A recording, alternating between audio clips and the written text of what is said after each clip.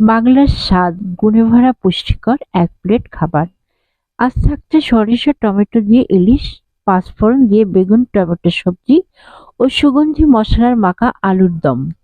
ইলিশ মাছ ১০ piece, সরিষা বাটা ২ table চামচ, tomato ৩টি কুচি করে নেওয়া, পেঁয়াজ ২টি কুচি, রসুন বাটা ১ চা চামচ, আদা জিরা বাটা ১ চা চামচ। এটা অবশ্য অপশনাল, আপনারা ইচ্ছে করলে নাও দিতে পারেন। হলুদ, লবণ ও মরিচের গুঁড়া পরিমাণ মতো।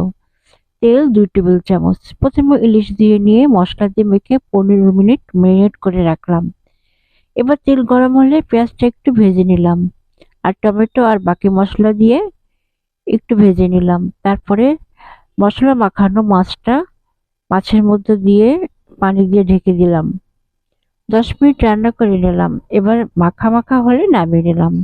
পাঁচফোড়ন দিয়ে বেগুন টমেটো সবজিতে বেগুন ৪টি টুকরা টুকরা করে কেটে নেওয়া, টমেটো ২টি কেটে নেব, পাঁচফোড়ন ১ চামচ, হলুদ লবণ মরিচ পরিমাণ মতো, তেল ২ টেবিল চামচ। কড়াইতে তেল গরম হলে পেঁয়াজ পাঁচফোড়ন দিয়ে একটু নিলাম, পেঁয়াজ কাঁচামরিচ টমেটো মশলা দিয়ে স্বাদ মতো লবণ দিয়ে নেড়ে নিলাম।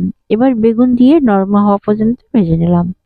মশলাদার আলুর দমে ছোট ছোট আলু ১০-১২টি, পেঁয়াজ বাটা ১ টেবিল চামচ, রসুন আদা জিরা ১ টেবিল চামচ, গরম মশলা হলুদ লবণ পরিমাণ মতো, পাঁচফোড়ন একটু। আলু আগে প্রেসার কুকারে সিদ্ধ করে নিয়েছি।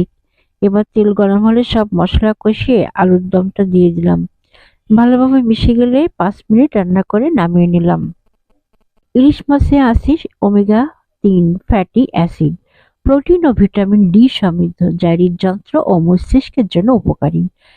বেগুন টমেটোতে আছে অ্যান্টিঅক্সিডেন্ট, ফাইবার ও ভিটামিন সি সমৃদ্ধ, যা রোগ প্রতিরোধ ক্ষমতা বাড়ায়। আলু শক্তির ভালো উৎস, ভিটামিন বি ও পটাশিয়াম থাকায় হজমের জন্য ভালো। এই পুষ্টিকর ও সুস্বাদু খাবার প্রতিদিনের খাদ্য তালিকায় রাখুন, সুস্থ থাকুন।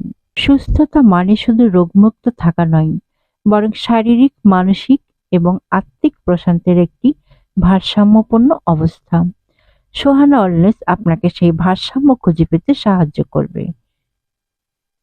সোহানা ওয়েলনেস সুস্থ এবং সুখী জীবনের জন্য আপনার সঙ্গী। আমাদের লক্ষ্য হলো আপনার দৈনন্দিন জীবনে আপনাকে সুখী, সুস্থ ও পরিপূর্ণ জীবনযাপনের অনুপ্রেরণা দেওয়া। সোহানা ওয়েলনেসের সঙ্গে থাকুন এবং নিজেকে দিন আরো ভালোভাবে ভালো রাখার সুযোগ। আজ এই পর্যন্তই। আসসালামু আলাইকুম।